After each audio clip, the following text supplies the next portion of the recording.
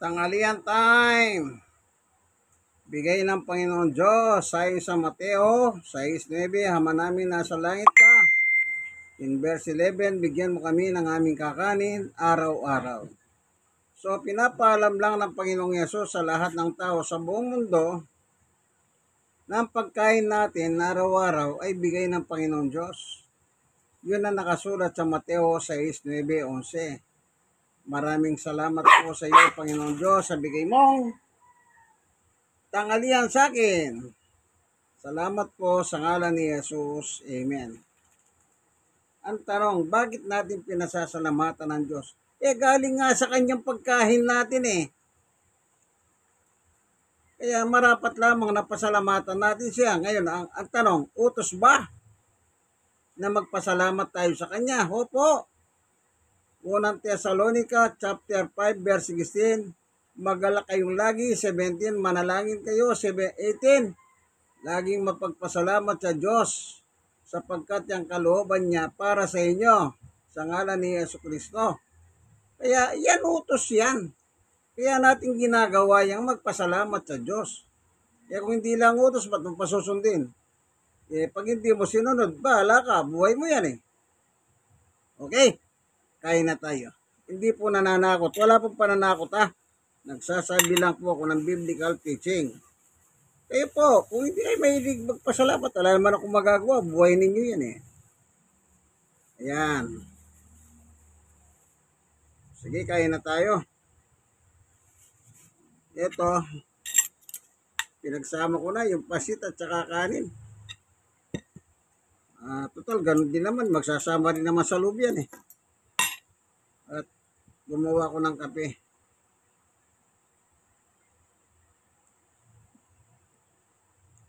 Kasi po hindi pa ako nag-aalmusal. Maghahalo na ngayon yung almusal, merienda, tanghalian. Anong oras na ba? Ayan, alas 12 na. Pwede na.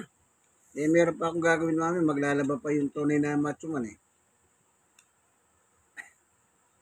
Maglalaba. Meron pa po akong labahin.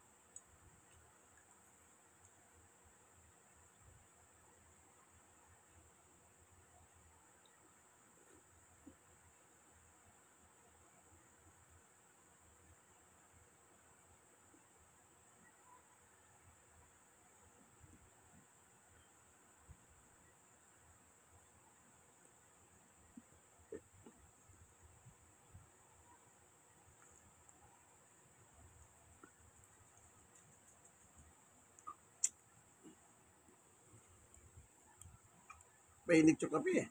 Tubig na lang.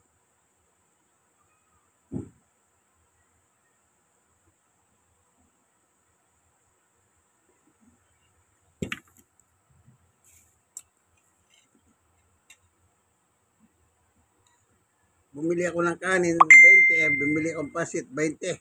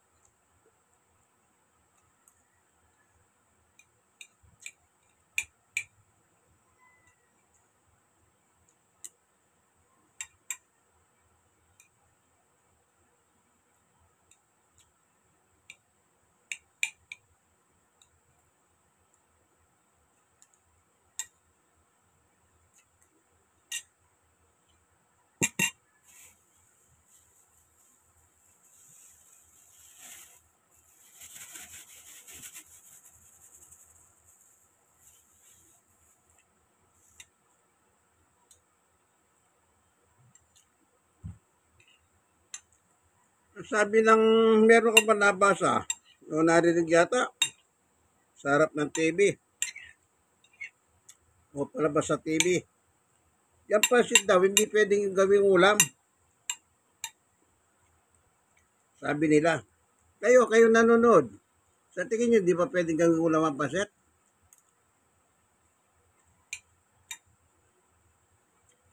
Comment kayo ah.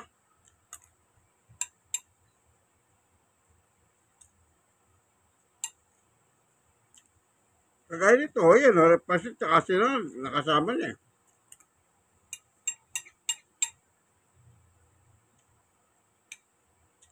Kahit naman hindi mo gawing ulam, pagka kinain mo naman, kanin tsaka pasit. Pagdating sa tiyan mo, ganun din magsasama yun eh.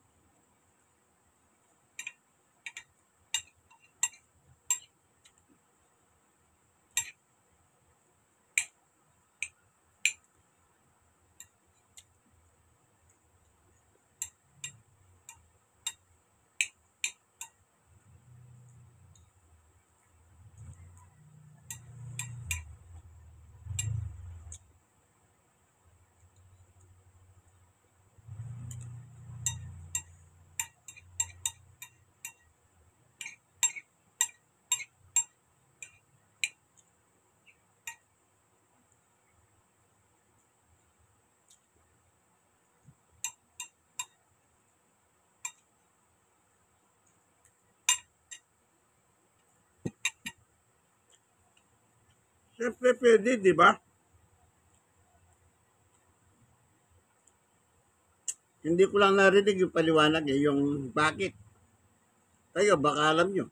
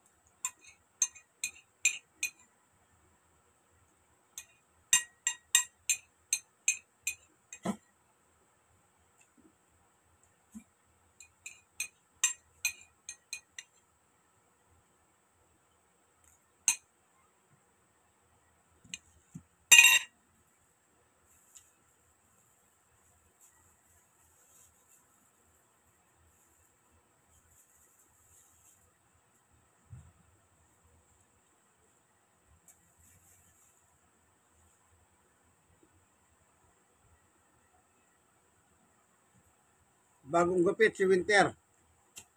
Pinagupit ko lang kanina. Ayan. Kakalbo siya. Bagong gupit. Winter. O gusto lang, yung isa gusto niya. Siya sumampa.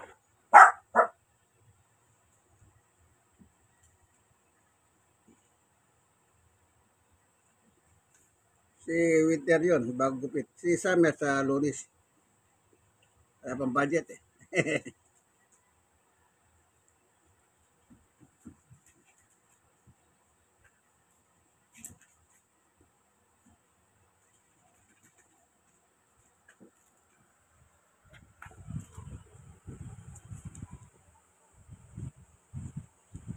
Sila, tapos na sila kumain. Tapos na kami nag-walking-walking. Tapos pinakain ko sila. Atay ng manok, balon-balunan. Saka pedigree, dog food. Yan. Kailangan nalagaan yung maigi yung aso ninyo kasi yung mga aso mababait. Ito yung atay balon-balunan, no? Pinakuluto. Bago kuluto, 160. Pinili ko kanina. Tinuto ko. Ngayon kumain na sila. Kaya konti na lang. Ano po? Ganyan ang pag-aalaga ng hayop. Aso. Huwag nyo silang huwag nyo silang tipirin.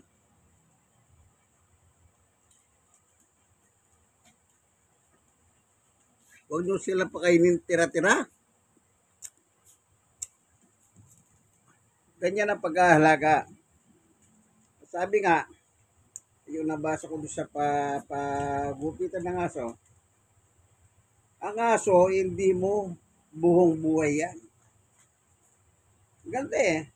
Ang aso, hindi mo buhong buhay yan. Pero ang aso, gagawin niyang buo ang buhay mo. Oh, kita nyo? Ano ang aso? Maganda. Ang aso, hindi buhong buhay mo yan. Pero ang aso, gagawin buo ang iyong buhay. Kasi alam niyo po, pag meron kang alagang aso, ang laki ng benepisyo sa iyo eh. Mag-search kayo. Ang daming nagawa ng mga aso, especially sa mga may sakit. Hindi ko sinasabing sila'y tumutubos yung maalong pagkagabi. O kaya may alaga kapag namatay, sabi, ay tinubos yung kamatayan mo. Hindi ganun ang ibig sabihin. Marami pong mga may sakit dahil sa aso, umaayos sa kanilang kondisyon.